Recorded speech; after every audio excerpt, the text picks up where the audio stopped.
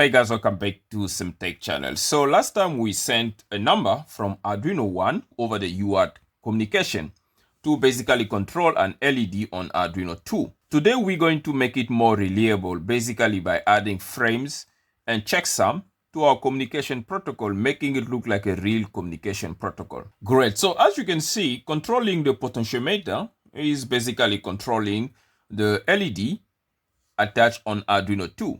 Please check part 1 of this tutorial if you want to catch up with that. Now, the issue here is that we're sending raw data, basically raw byte, over the UART to Arduino 2. Now, if there are any garbage that goes into this serial communication, Arduino 2 here will not know whether it's actually receiving real data or garbage. So you won't be able to validate it because we don't have a checksum. So what we're going to do here, we're going to include a checksum from the sender, and the receiver will be able to compare and validate the checksum for the data. So that's what we're going to demonstrate. As an example, now what we're going to do is very simple. Let's say right now Arduino 1 is sending 242 to Arduino 2 here. What we're going to do is to take the data here, 242, convert it into an equivalent ASCII decimal value, and that will be our checksum. Okay, and we're going to send a frame that will contain the data and the checksum. And upon receiving, Arduino 2 here is then going to take the data, convert it into an ASCII equivalent, and compare it with the sent checksum. If it doesn't validate, then we know that there are garbages into the data. Okay, so that basically in simple terms we're going to do. So as an example here, let's say we're sending 242. Now the decimal equivalent, ASCII equivalent for 2 is 50, and for 4 is 52. 2 here is 50.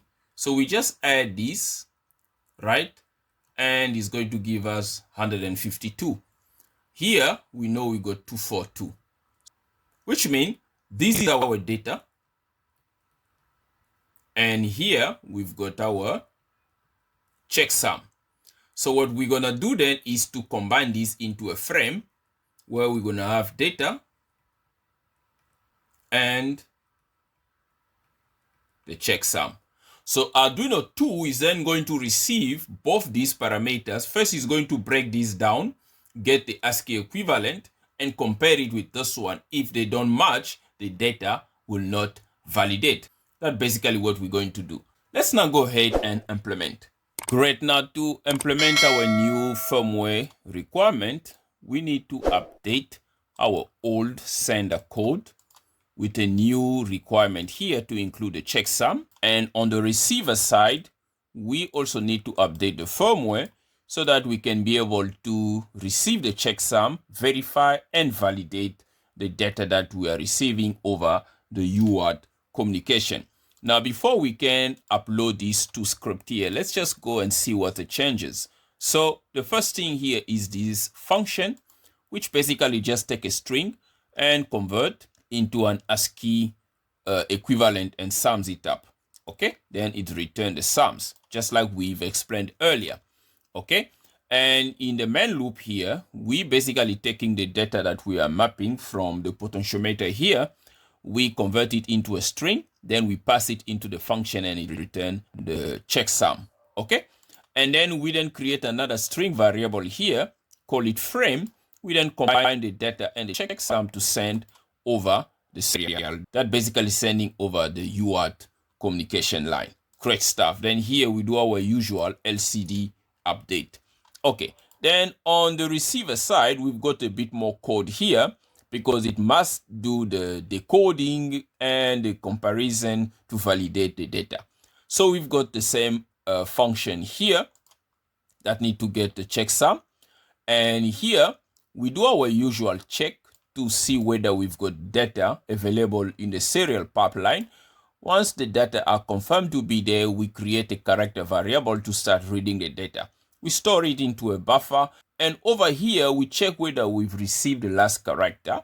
Okay, if it's confirmed, then we then start stripping the data to basically separate it. That's what we are doing here to basically get our variable string, which is the data, and the checksum string, which is the sent checksum from the sender.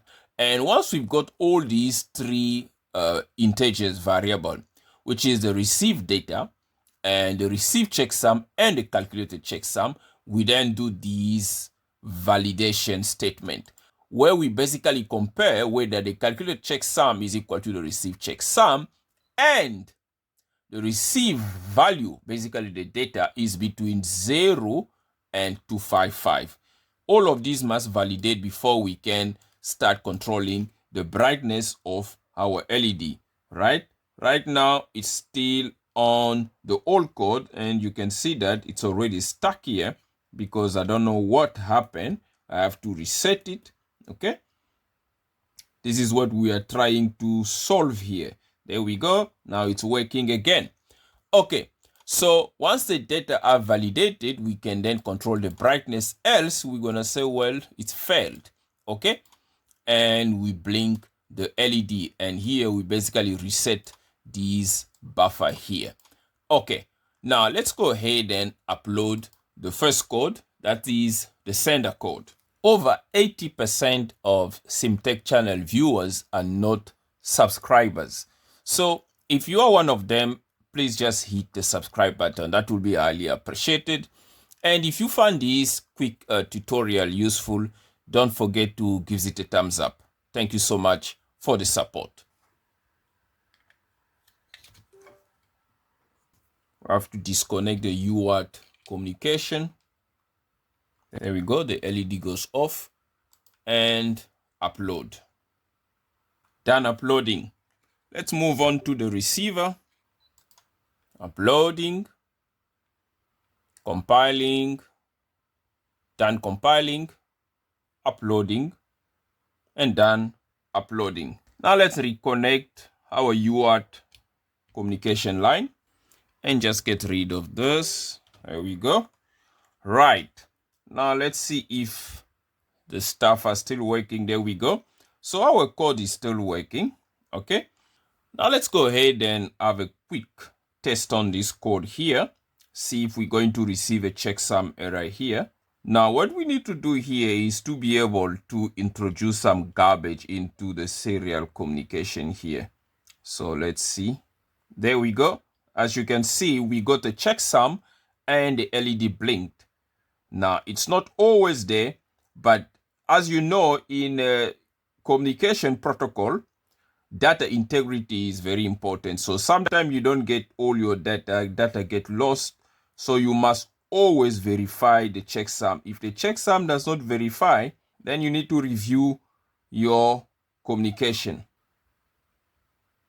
There we go.